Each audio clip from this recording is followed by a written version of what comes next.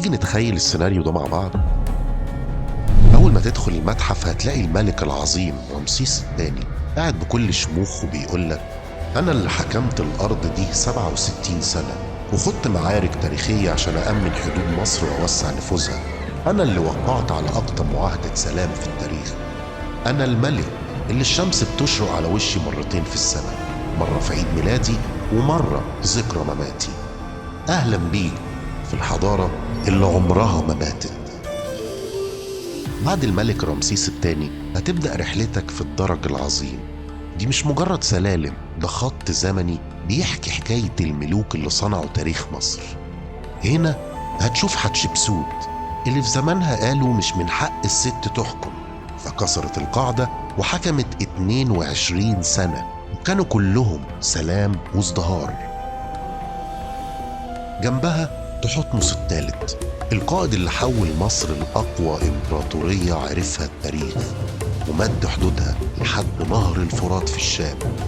الملك اللي كان بيقود الجيش بنفسه وصنع من كل معركة قصة نصر بتتحكي لحد النهاردة. في عهده مصر ما كانتش بس بلد عظيمة، دي كانت قوة بتقود العالم كله.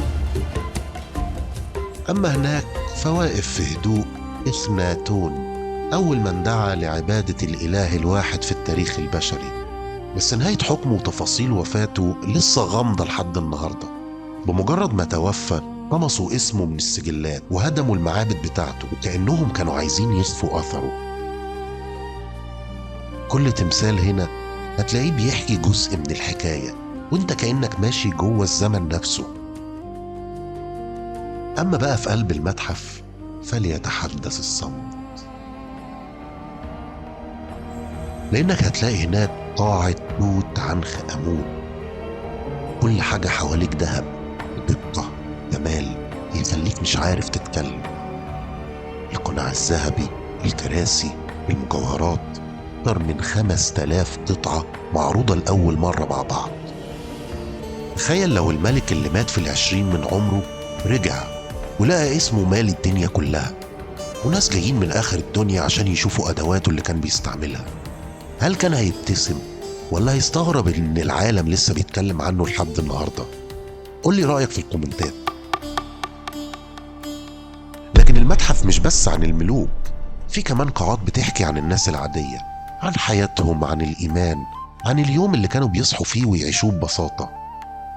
نقوش على الجدران، التماثيل الصغيرة، حتى الأدوات، كأنهم بيقولوا للعالم الحضارة دي ما كانتش حجر وذهب بس، دي كانت روح بتعرف تحب وتبدع وتعيش. المتحف المصري الكبير مش مجرد متحف، ده بوابة بين زمانين، بين اللي بنى التاريخ واللي بيحاول يحافظ عليه. ولو الملوك دول رجعوا النهاردة أكيد كانوا هيقفوا فخورين، لأننا قدرنا نحافظ على حكايتهم، نفتح ليهم باب جديد للحياة. لأن الخلود مش بس إنك تفضل عايش، الخلود إن حكايتك تفضل تتقال. لو عجبك الفيديو ما تنساش تعمل لايك وتشترك في القناة عشان تشوف الحلقات الجاية. شكرا لمتابعتك.